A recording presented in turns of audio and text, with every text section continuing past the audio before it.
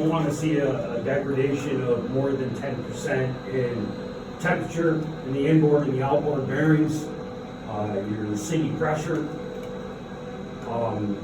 Always look at that compound gauge when you're churning the pump. Make sure you're not creeping into any negative pressures. Especially if there's work going on across the street, or doing street work or whatever.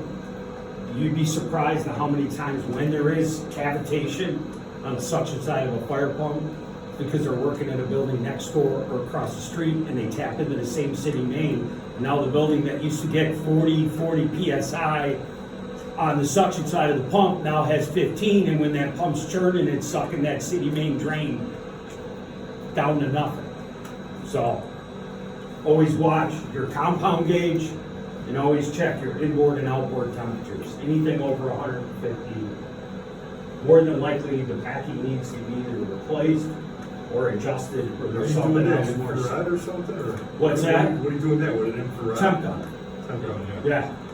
You always want to check this yoke gland. I don't know if everybody can see it. It's that big hunk of brass. And then you want to check the bearings themselves on the inboard, outboard, inboard bearing, etc. Out here. You want to check pretty much anywhere in this location and that location. And you want to maintain that temperature. We're good up to about 150, anything over Yeah, about 150, 160, then you're gonna start noticing that something's not right. Either it's not getting enough water through the weep holes because the packing's too tight. I think one of the biggest misconceptions is you got water spraying out of here or here. And when I say spraying, I'm talking about a little bit, like a mist. It's no big deal. Everybody worries about a little bit of water on the floor in the mechanical room. I'm worried about this pump overheating, damaging the bearings, the impeller, the shaft itself. And you got your drains built in to catch. Yes, and all that. these are water-cooled pumps. They are not air-cooled. The more water they're getting, the better, the less likely you're gonna have an issue, the more likely it's gonna last you. Unfortunately, it's like anything, all the new stuff is not as good as the old stuff. You know, it just is what it is. But the more water you're getting to that shaft and those bearings, the better. So What is you're getting- that, definitely when you're moving, we're supposed to be dripping a little bit, but should it be like constant drip or? Yes, Yeah? yes. Okay. It's keeping that packing wet. That packing gets too dry, first thing you're gonna notice when you turn the pump to burn is you're gonna start seeing a little bit of smoke coming from that packing. And you don't want I that. just repacked one the other day. I looked up, I think it said like a drip every second or something like that. Yeah, I mean, ideally you want 8 to 15 drips per minute. Per minute? Minimum. Okay. Where, my case, I always want more than that. Yeah. I could care less if I'm running this thing for 10 minutes once a month, am I worried about a little bit of moisture on the concrete floor that nobody's gonna see? Because it's gonna dry up within a matter of an hour of me walking out of the room. If it's not pouring out of that gland, no big deal. More water is better.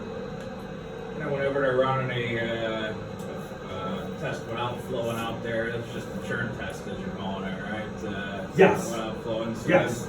This guy should open up and be dumping, right?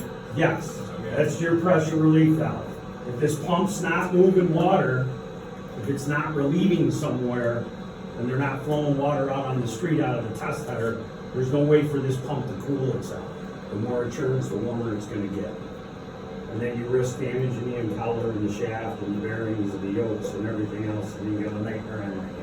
So on our pump test, getting some data, on and off for jockey, fire pump, looking for the drips, making sure the relief valve actually opens.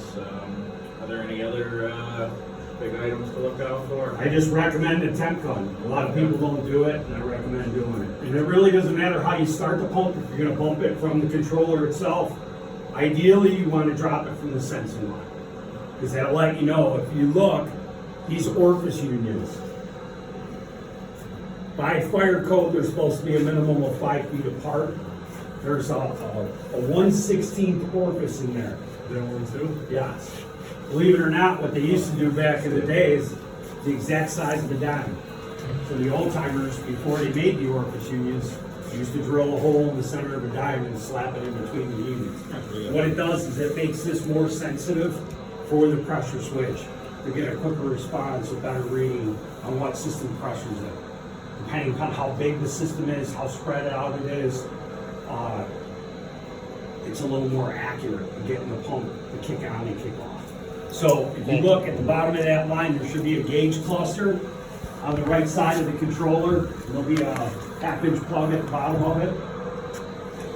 Minimal amount of water, quarter of a cup, you'll get just by pulling that plug and opening that bottom valve will be enough to trip the pump and let you know that your orifice units aren't clogged, because they do get clogged. They'll get calcium building up, I whatever. think, now most of the time you probably just use like the main drain. You can use the main drain, you're gonna use a lot more water to get the pump to trip. Yeah, that way. And you're you gonna kinda- drop pressure on the rest of the system. Yeah, you kind of verified that all those lines are good too. Because ideally, you never really know what's going on the other side of the system. If you got somebody working on one of the floors or whatever, you can shut this valve before you get started to do your churn, as long as you know your pressure relief valve's working properly.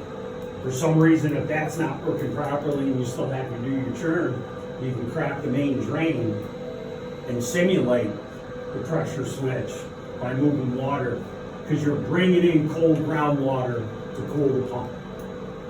Make sense? Backflow, obviously most important thing, post indicator valves, backflow's open before you start the pump, you don't want to suck it dry. Questions?